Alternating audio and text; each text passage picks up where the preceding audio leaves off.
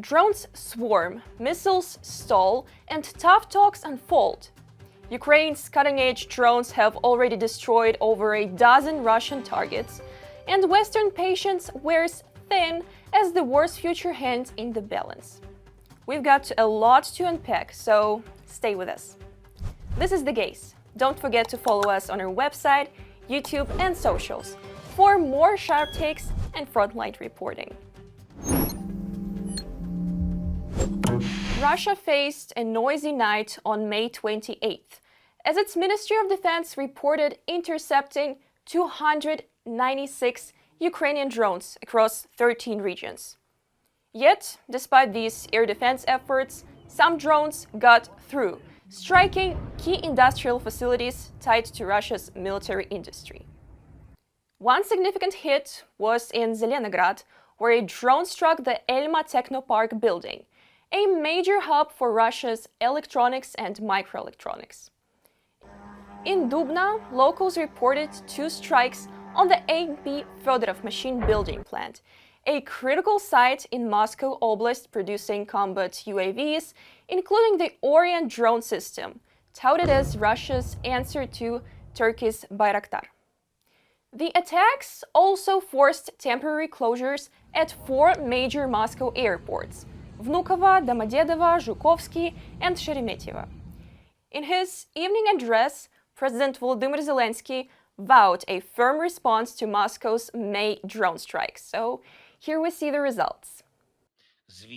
Of course, we cannot publicly disclose our existing plans and our capabilities, but the prospect is clear: to respond symmetrically to all Russian threats and challenges. They in Russia must clearly feel the consequences of what they are doing against Ukraine. And they will attack drones, interceptors, cruise missiles, Ukrainian ballistic systems. These are the key elements. We must manufacture all of them.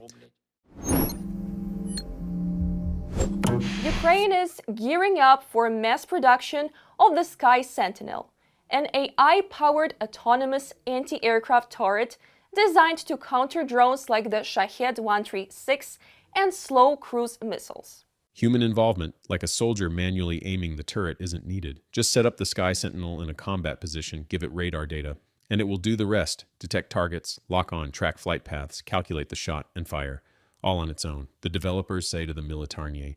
The Sky Sentinel operates without human aiming. Set it up, feed radar data, and it autonomously detects, locks on, tracks, calculates, and fires. It's armed with an M2 Browning machine gun, equipped with sensors for around-the-clock monitoring, and has an effective range up to 1,500 meters. Tested in combat, one prototype shot down 4 enemy drones at the front line. While optical components are imported, the software is entirely Ukrainian-made. Each turret costs about $150,000, far cheaper than missile systems. Defending a city might require 10 to 30 turrets, significantly boosting defenses against drone attacks. Ukraine has deployed the GOGOL-M drone carrier in combat for the first time, a reusable mother drone using AI to control attack FPV drones. The GOGOL-M carries 2 combat FPV drones up to 300 kilometers into enemy territory. Once released, the drones autonomously attack targets. And the major advantage? The cost. One mission costs about $10,000, replacing missile strikes that run $3 to $5 million. The mother drone returns safely, ready for reuse. It's especially effective against parked aircraft, air defenses, and critical infrastructure. Future plans include mother boats and tanks. The key is getting drones close to targets, which already works well. German company Quantum Systems has started full-scale production of fuselages for vector drones in Ukraine. Ukrainian facilities already assemble these drones and operate an research and development center and service station. Quantum Systems plans to double production capacity, boosting Ukraine's defense capabilities and export potential in military tech. Ukraine has repeatedly requested Germany supply Taurus missiles for strikes deep behind enemy lines. Yet, Berlin hesitates, fearing escalation and possible Russian nuclear retaliation. The issue of sending Taurus missiles has sparked heated political debate in Germany and criticism from Ukraine's allies, according to Politico. There is no sign of Germany finally delivering Taurus cruise missiles, because I still see no unity in the coalition and no political will to respond appropriately and with strength and consistency to Russia's massive escalation. Such statements are therefore not helpful overall because they highlight Europe's weakness to Russia. Roderick Kiesewetter, politician of the Christian Democratic Union on X social network. German Chancellor Friedrich Merz recently vowed full support for Ukraine, including no limits on weapons range supplied to Ukrainian forces. Not sure if this is a tragedy or farce, but it's unfolding right before our eyes. US President Donald Trump recently warned Russian dictator Vladimir Putin that his reluctance to engage in serious peace talks to end the war in Ukraine means he's playing with fire. Could this mean Trump is losing patience with Putin? Or maybe not. Trump made it clear that patience with Putin is running out. The president sounds frustrated by the lack of progress as Putin ignores the so-called Golden Bridge Trump offered to restore relations after peace is achieved. Putin is getting close to burning the bridge that Trump built for him, said an administration official. Trump called Putin crazy and reminded that very bad things would happen to Russia if it weren't for him. And then, predictably, something very, very Russian happened. Regarding Trump's words about Putin playing with fire and really bad things happening to Russia, I know only one really bad thing: World War III. I hope Trump understands that. Dmitry Medvedev, Putin's seat warmer. Right. The European Commission previously advised Comrade Medvedev to seek psychiatric help due to his aggressive rhetoric. And well, maybe he did, or maybe he did not. And really, what more does the world need to understand? This is the Russian way to peace. This is how Russia reacts when offered peaceful solutions, especially in a war it started. Russia craves war because Russia is the war. Russian oligarchs have built a fortune on this conflict, so why stop? All you need to do to prolong the war is kill a couple dozen more Ukrainian children and civilians in just 1 week. Sure, Trump might get a bit not too happy about it, but who cares about Trump in the Kremlin? The war goes on, and they say death is Russian business and business is good. Trump has yet to decide on imposing additional sanctions on Moscow, despite Putin's escalated attacks on Ukraine. Former US Special Envoy for Ukraine, Kurt Volker, expressed skepticism, saying that he had many chances and he avoided it every time. Is a statement of the man who has led the effort for peace in so many different regions, making it clear and being completely transparent about his opinion about what's transpired. And I think that is something Russia should take seriously. Americans certainly do. And there are, as I've mentioned last week, that there are many different things that the president has at his disposal to make sure that our position is felt and that can be used to make an impact to stop this carnage. So, by calling Putin crazy, Trump wasn't frustrated. It was a statement of demand. Meanwhile, European allies grow increasingly concerned Trump may abandon negotiations without applying real pressure on the Kremlin. Then the White House could call it a statement of no demand. Republicans in the Senate are preparing a bipartisan sanctions bill, but without Trump's approval, its fate in the House is uncertain. Press Secretary Caroline Leavitt stressed that Trump is keeping all options open and seeks a negotiated end to the war. Experts close to the administration expect a sanction decision within 6 weeks. 6 weeks.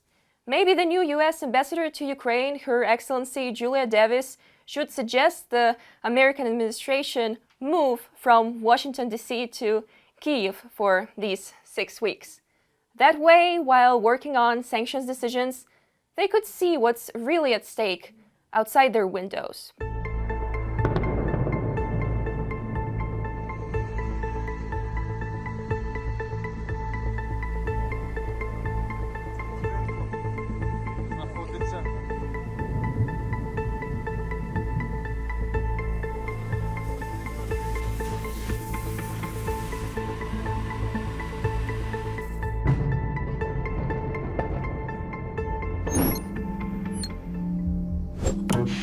As the war drags on, with its full-scale phase raging for over 3 years, Zelensky recently traveled to Germany to discuss new military supplies, including long-range missiles, even as much of Germany's support remains under wraps.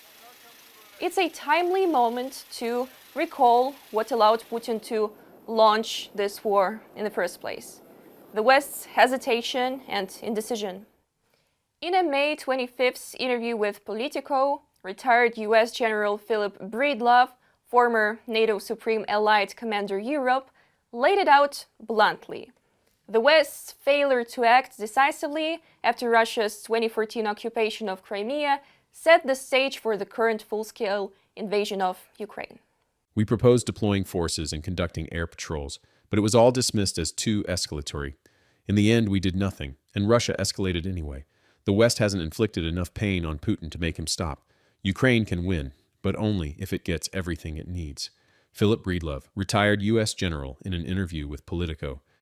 Breedlove pointed to 2014 as the critical moment when Western resolve could have curbed Putin's ambitions, and instead hesitation only emboldened the Kremlin, paving the way for the full-scale war that erupted in 2022. A BBC report on February of 2022 confirmed this pattern. Despite sanctions targeting Russia's banks, oligarchs, and energy sectors, Western measures failed to stop Russian aggression. Former German Chancellor Olaf Scholz calls for Putin to halt the invasion went unheeded. How surprising. More recently, on the 11th of May 2025, Putin rejected a 30-day ceasefire proposal backed by Ukraine and Western powers, instead demanding conditions like Ukraine's abandonment of NATO ambitions. Zelensky responded to this, making clear that peace talks would only start after a full ceasefire. And in short, the West's muted and hesitant response since 2014 enabled Russia's escalation. While Western capitals continue to debate, Ukraine remains on the front lines, waiting for the decisive support it was promised. Germany appears to be moving closer to supplying Ukraine with Taurus long-range cruise missiles, a weapon that could seriously threaten Russia's prized Crimean bridge. On the 26th of May, German Chancellor Friedrich Merz stated that there are no longer any restrictions on the range of weapons delivered to Ukraine, not from the UK, France, or us, not even from the US. While he clarified the next day that he was referring to previous permissions, his inclusion of us fueled speculations that Taurus missiles deliveries might be imminent. We want to make this production possible, and we also want it to be a joint production. We will support this. We will not discuss the details publicly. We will ensure that the Ukrainian army receives everything it needs, everything we can give, so that Ukraine can defend itself successfully. Friedrich Merz, Chancellor of Germany, during a press conference with the President of Ukraine. Under former Chancellor Olaf Scholz, Germany refused to send Taurus missiles out of fears of escalating the conflict. But Merz has taken a firmer stance. In April, he even suggested that Taurus could be used to strike military infrastructure in occupied Crimea, including the symbolic and strategic Crimean Bridge. For Germany, Taurus is not just important for Ukraine. It's also a way to demonstrate Germany's military resolve on the global stage. So why Taurus matters? The Taurus KEPD 350 is a precision-guided, air-launched cruise missile, similar to the UK-French Storm Shadow, but with some crucial differences. Its programmable warhead is designed to penetrate deep into hardened targets, like bunkers or bridges before detonating, even coating structural layers to maximize destruction. With an estimated range of 700 to 800 kilometers, Taurus can strike deep inside Russian-controlled territory from behind Ukrainian lines. The missile could be integrated with Ukraine's newly deployed F-16 jets or with potential future deliveries of Swedish Gripen fighters. For now, the big question remains: will Germany back its bold rhetoric with action and provide Ukraine with this game-changing missile, one that could redefine the course of the war in Crimea? And continuing the topic of Ukraine-EU relations, here's a story of yet another attempt of Orban to prevent Ukraine's accession into the EU. Now he accuses Ukraine of unfriendly actions towards Hungary, an EU state, so he justifies the action to prevent EU integration of Ukraine with that. Hungary will not approve the opening of negotiation clusters for Ukraine's accession to the European Union, said Hungary's Minister for EU Affairs, János Boka. He cited allegedly strained bilateral relations between Budapest and Kyiv as the reason. Moreover, Boka accused Ukraine of conducting information operations on Hungarian territory. At the moment, Ukraine is conducting multiple information and intelligence activities in the territory of Hungary with the intention to influence democratic decision-making processes. In this political context, it's very difficult to engage in a constructive negotiation with Ukraine. Hungary remains the only EU member state consistently blocking Ukraine's path toward European integration. In Brussels, Budapest's position is sharply criticized. The Danish Minister for EU Affairs emphasized that the European Union is interested in moving the negotiation process with Kyiv forward as quickly as possible. We have to give Ukraine perspective of EU membership. We would like to, from the Danish government, to see the first cluster on negotiation open with Ukraine, and hopefully, actually we could open all the clusters. They are ready to negotiate. It is within the merit-based approach because they are delivering tremendously even during these war times. We think it is time to move forward with enlargement with Ukraine. I am sad to see that Hungary, as the only country, is currently blocking us for moving forward with Ukraine, and we will use all tools available. We would put pressure on Hungary, and we hope that it will be possible to find solutions.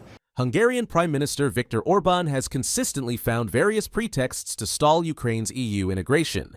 At times, he warns about a mythical mafia that would supposedly flood the EU if Ukraine joins. At other times, he threatens Brussels with economic collapse.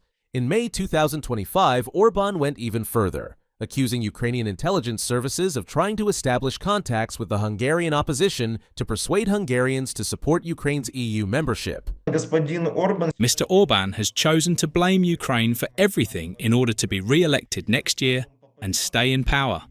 If in the past, Ukraine was used as a bargaining chip by Budapest in negotiations with Brussels, today, paradoxically, Ukraine has become a means of political survival for Orban and his Fidesz party. If this doesn't work, their chances of returning to power in the future are significantly reduced. Under the pretext of combating so-called Ukrainian spies, the Fidesz party, led by Viktor Orban, is pushing a controversial bill. It proposes restrictions on the work of independent media and human rights organizations receiving foreign funding. In Hungary and abroad, the initiative is already being compared to Russia's Foreign Agents Law, a tool used by dictator Putin to silence dissent. The European Commission has labeled Budapest's actions yet another attack by Orban on democratic values and promised a strong response. We believe it is a breach of EU law. including a breach of internal market freedoms and also a breach of the Charter of Fundamental Rights of the European Union. And we have asked the Hungarian government to withdraw that draft law. And in the absence of that happening, and should they proceed to legislate and enact this legislation, we stand ready to use the tools at our disposal as a Commission. The policies of the Fidesz party and its leader Viktor Orban are increasingly diverging from the core principles of the European Union. The European Commission has already frozen 18 billion euros in EU funding to Hungary. Now, German Chancellor Friedrich Merz has warned Budapest about a possible complete cutoff of financial aid. Within the EU Council, there are discussions about triggering a sanctions mechanism against Hungary, potentially even stripping it of its voting rights for its systematic disregard for fundamental EU values. Reported by Nikita Skoblikov, UATV News. While Ukraine innovates, adapts, and resists, many in the West still hesitate, negotiate, or simply watch. But war does not wait. What do you think will happen next? Feel free to drop your thoughts in the comments and stay tuned for more with the Gaze.